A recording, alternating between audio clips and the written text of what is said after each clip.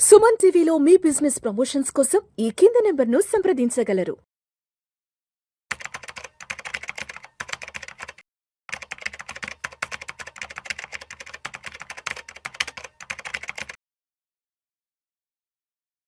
నమస్తే అండి, welcome to Suman TV. నేను విజయకర్దర్. ఇవాళ చూస్తే మనకి ఎస్ఐపి ఇన్ లాంగ్ రన్ అంటే మనం కనుక ఎస్ఐపి ఒక దీర్ఘకాలికంలో ఇన్వెస్ట్మెంట్ చేసుకుంటూ వస్తే మనకు వచ్చే రిటర్న్స్ ఎంత అనేది మనకి ఇక్కడ తీసుకుందామండి. ఇది మనం చూస్తే డేట్ వచ్చి మనకి 1 ఏప్రిల్ 2011 నుంచి కూడా 31 మార్చ్ 2026 మనం ఈ 15 ఇయర్స్ టైం ఫ్రేమ్లో మనం తీసుకున్నామండి. ఎందుకంటే మనకు అందరికీ తెలుసు 15,000 రూపీస్ కనుక ఎస్ఐపి వేస్తే కనుక అది మనకి 15 ఇయర్స్ కనుక వేస్తే మనం పెట్టేదేమో 27 lakhs మన పాకెట్ నుంచి, అది మనం 1 crore దాకా వస్తుందని మన ఎక్స్పెక్టేషన్ అయితే ఉంది. సో చూద్దామండి ఎలా వచ్చినాయి రిటర్న్స్. అయితే మనకి లార్జ్ క్యాప్ కేటగిరీ తీసుకుందామండి. లార్జ్ క్యాప్ కేటగిరీ మనకు తెలుసు అన్ని కూడా బ్లూ చిప్ కంపెనీస్ ఉంటాయి. సో అట్లాంటి దాంట్లో కనుక టాప్ పర్ఫార్మింగ్ లార్జ్ క్యాప్ అంటే కనుక ఉన్న అన్ని లార్జ్ క్యాప్ దాంట్లో కూడా టాప్ నెంబర్ 1 లార్జ్ క్యాప్ తీసుకుంటే అప్పటి నుంచి ఉన్న దాంట్లో మనకి 13.79% వచ్చిందండి. అంటే మనకు 90,04,000 అయితే మనకి గణనీయంగా రిటర్న్స్ అయితే అందించింది. సో అలాగే యావరేజ్ మనం తీసుకుంటే కనుక అంటే లార్జ్ క్యాప్ కేటగిరీస్ అన్నింటిలో కూడా ఒక యావరేజ్ ఫండ్ తీసుకుంటే కనుక అంటే అది టాప్ కాదు, అది బాటమ్ కాదు. సో అలాంటివి తీసుకుంటే మనకి 11.36% అయితే మనకి ఇవ్వగలిగిందండి. మనకి కనుక కన్వర్ట్ చేస్తే కనుక మనం పెట్టిన 27 lakhsకి మనకు వచ్చింది ఎంత అంటే 71,21,026 అయితే వచ్చింది. అలాగే మనకి బాటంలో ఉన్న లార్జ్ క్యాప్ తీసుకుందామండి. అన్నిటికంటే కూడా నాన్ పర్ఫార్మింగ్ లార్జ్ క్యాప్ తీసుకుంటే కూడా 9.43% అయితే మనకు వచ్చిందండి. అట్లీస్ట్ పీపీఎఫ్ కంటే కూడా మనకి 1% ఎక్స్ట్రా అని అనుకోవచ్చు. ఇక్కడ మనకి అది వచ్చి 59,47,901 అయితే వచ్చింది. సో ఇదండి మనకి లార్జ్ క్యాప్ కేటగిరీలో మనం చూస్తే కనుక 27 lakhs అయితే ఇన్వెస్ట్మెంట్ చేశారో వాళ్ళందరికీ కూడా ఇట్లాంటి రిటర్న్స్ అయితే మనకి వచ్చాయి. సో ఏవి కూడా 1 crore దాటలేదు. బట్ మనం వేరేజ్ నెక్స్ట్ లెవెల్కి వెళ్దామండి. ఇదే కనుక అదే 15 ఇయర్స్ హారిజన్లో మనం ఎస్ఐపి కనుక చేసుకుంటూ వెళ్తే 15,000 రూపీస్ మనం పెట్టిన 27 lakhs, దానికి గాను మిడ్ క్యాప్ ఎలా ఇచ్చింది, స్మాల్ క్యాప్ ఎలా ఇచ్చింది చూద్దామండి. ఇక్కడ మిడ్ క్యాప్ చూస్తే మీకు టాప్ పర్ఫార్మింగ్ మిడ్ క్యాప్ అంటే ఇండియాలో ఒక మంచి మిడ్ క్యాప్ కంపెనీ అయితే మనకి 18.7% అయితే ఇచ్చిందండి. దానికన్నా మనం కన్వర్ట్ చేసుకుంటే మనకి 1,38,88,000 వచ్చింది. చూడండి మనం పెట్టిందేమో 27 lakhs, బట్ ఇమాంతం ఇక్కడ 1,38,88,848 రూపీస్ అయితే వచ్చింది.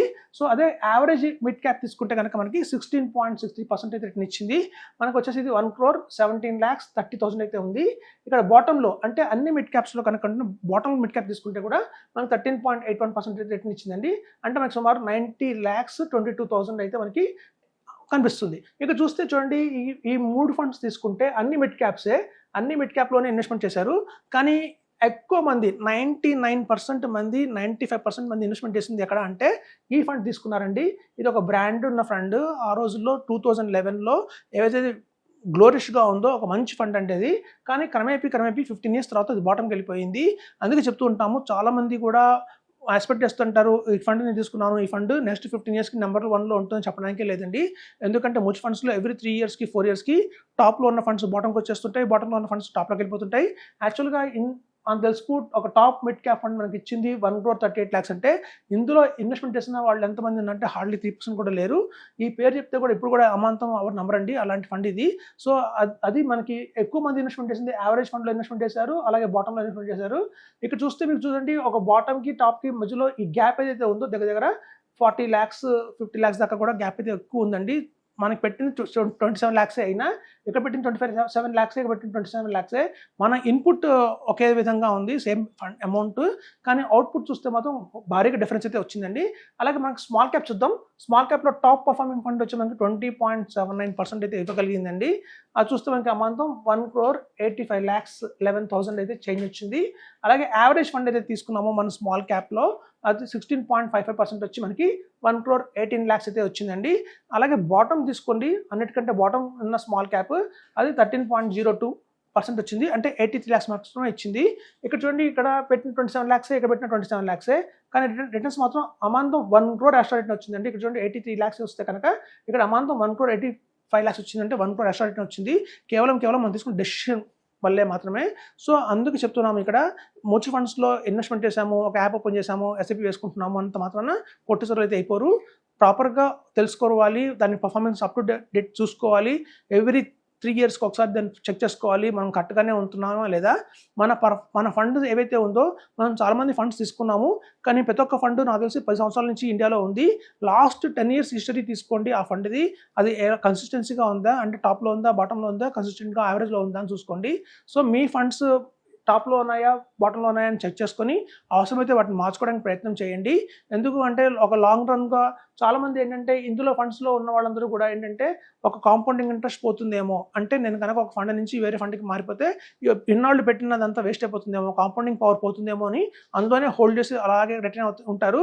అలా సుదీర్ఘంగా 15 సంవత్సరాల తర్వాత రిటర్న్ చేసిన ఫండ్ మనకి నిరుత్సాహపరుస్తుందండి. చూస్తాం, అయ్యో అనుకున్నాం కదా 1 crore రావాలని, మనకు 20 lakhs ఇంకా తగ్గినాయి, 25 lakhs తగ్గినాయి అనుకుంటాము. సో అదండి, అందుకని ఇట్లాంటి జరగకుండా ఉండాలి అంటే మాత్రం ఎప్పటికప్పుడు ప్రతి 3 ఇయర్స్కి కూడా మనం ఫండ్స్ని మార్చుకోవాలి. ఎప్పుడు కూడా ఒక లాంగ్ టర్మ్లో ఎస్ఐపి బుక్ చేసేసుకోకండి. 180 months అంటే 15 years అవుతుంది. మనం 180 monthsకి 240 months అంటే 20 years అవుతుంది. మీరు ఎప్పుడు కూడా లాంగ్ టర్మ్లో మనం ఎప్పుడు మార్కెట్ని గెస్ట్ చేయలేము, ఒక ఫండ్ని గెస్ట్ చేయలేము. ఎందుకంటే ఒక 3 yearsకి గెస్ట్ చేయగలుగుతాం ఈ ఫండ్ ఇంకా నెక్స్ట్ ఇయర్స్ ఎలా ఉంటుందని చెప్పి. అంతేగాని 15 years తర్వాత అంటే మాత్రం అది చాలా మధ్యలో చాలా ఎత్తి జరగచ్చు. గవర్నమెంట్స్ మారుతూ ఉంటాయి, తద్వారా చాలా చేంజెస్ వస్తుంటాయి, కొత్త ఫండ్స్ వస్తుంటాయి. సో అలాగే అందులో ఉన్న ఫండ్ మేనేజర్లు మారిపోతూ ఉంటారు. సో అదండి, ప్రతి ఒక్క 3 ఇయర్స్కి కనుక మనం రివ్యూ చేసుకొని మన పోర్ట్ఫోలియోలో కనుక మనం అనుకుంటున్నట్టుగా మన గోల్కి రీచ్ అవుతున్నామా లేదా అని క్రాస్ చెక్ చేసుకుంటూ అవసరమైతే ఫండ్స్ని మార్చేసుకోవాలండి. అలా ఫండ్ కనుక మార్చుకోకుండా ఆ ఫండ్స్ మనం పట్టుకొని కూర్చుంటే మాత్రం మనకి చివరికి మిగిలేది మాత్రం తక్కువే వస్తుంది కంపేర్ టు మార్కెట్ రిటర్న్ కూడా బెంచ్ మార్క్ కూడా టచ్ అయ్యిందని చెప్తున్నాను. అదండి, అర్థం అయింది అనుకుంటాను. Thank you.